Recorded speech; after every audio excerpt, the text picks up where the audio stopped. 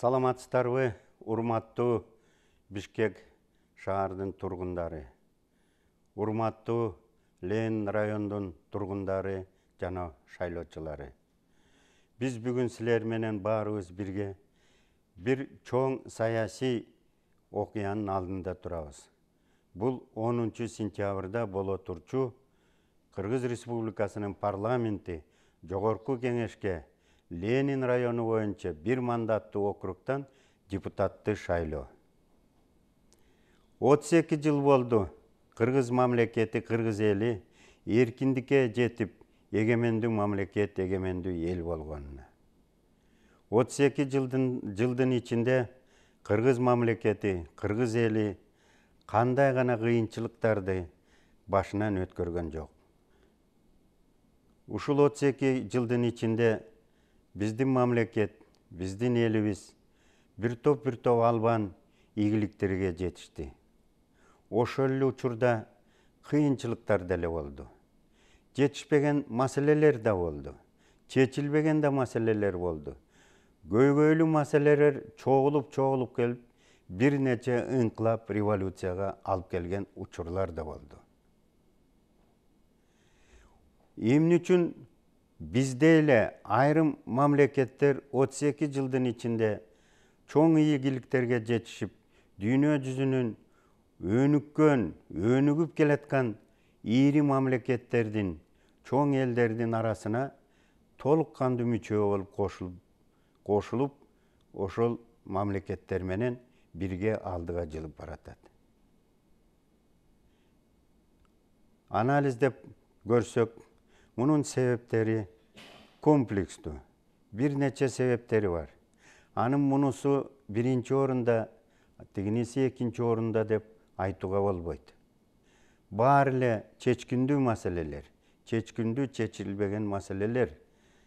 Биринчиден, менин оюм боюнча, жүрүп аткан саясий, экономикалык жана башка маселелерге туура эмес анализ жүргүзүлүп, туура эмес жыйынтык, туура эмес баа берилген. Туура эмес анализ чыккандан кийин, туура эмес баа берилгенден кийин, туура эмес жыйынтык болгондон кийин, туура эмес иш-чаралар, туура эмес пландар уюштурулат. Туура эмес пландар, туура эмес иш-чаралар, алар албетте ийгиликке алып келбейт.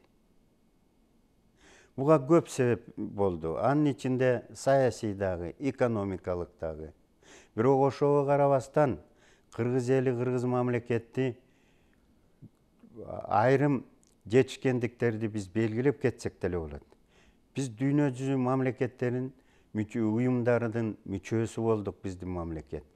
Биздин мамлекетти, биздин элди дүйнө жүзү тааныйт.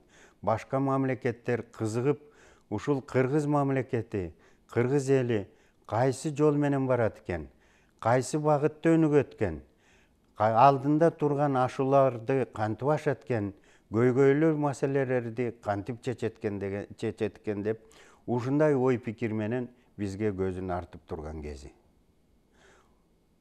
Дагы бир жетишпегендик, ушул оор абалга туш келгенибиздин себептери айрым учурда биз шайлоочулар өзүбүз да мойнубузга алышыбыз керек.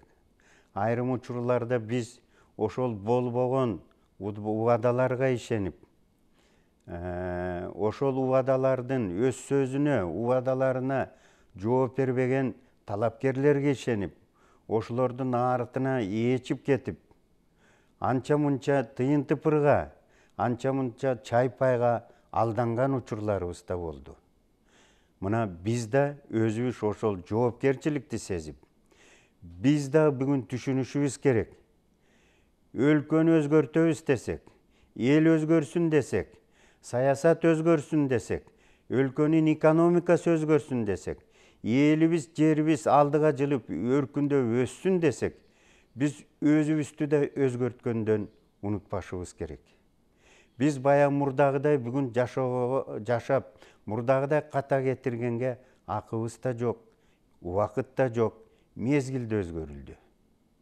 Ошондуктан биз болбогон убадаларга ишенбей, реалдуу эмес пландарга ишенбей, программаларга ишенбей, анча мынча тыйын тыпырга алданбай, анча мынча чайпайга алданбай, ушул алдыда боло турчу шайлоодо татыктуу талапкерди шайлап алышыбыз керек.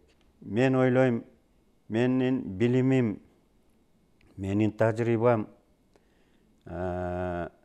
ушул өлкөнүн ичинде процесстерге туура анализ берип, туура мыйзамдарды кабыл алганга, туура пландарды кабыл алып иштеп чыкканга, жана аларды иш жүзүнө ашырганга, элдин турмушун, өлкөнүн өнүп өскөнүн ушул багытта пайдаланган реалдуу пландарга иштеп чыкканга менин тажрыйбамда, билимимде жетеби деп эсептеп, ошон үчүн мен бул шайлоого катышып атам.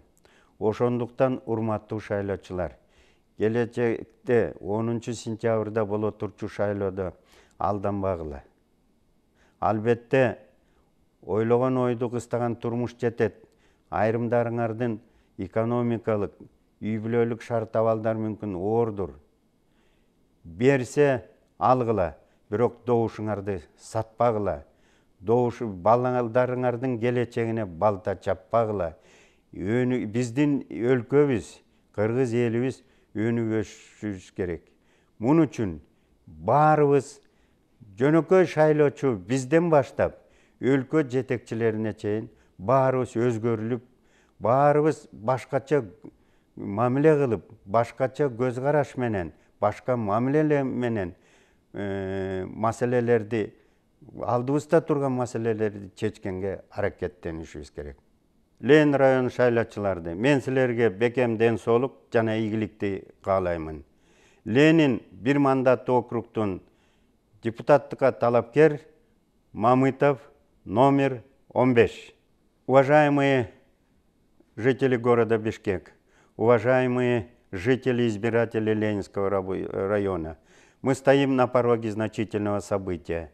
Это 10 сентября, когда пройдут выборы по Ленинскому одномандатному избирательному округу в Жогорку Кеңеш Кыргызской Республики.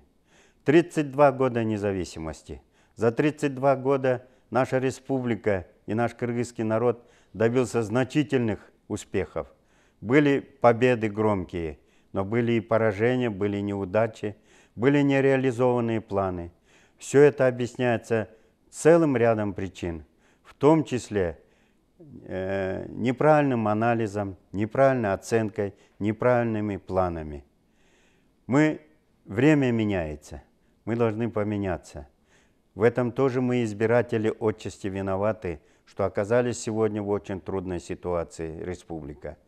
Ибо мы иногда шли на поводу у отдельных кандидатов, которые обещали нереальные программы, обещали значительные посулы, иногда одаривали нас, избирателей, мелкими подачками в виде разных продуктов питания.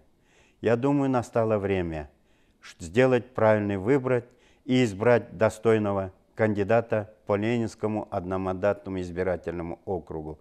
С уважением, кандидат в депутаты Мамытов, номер 15.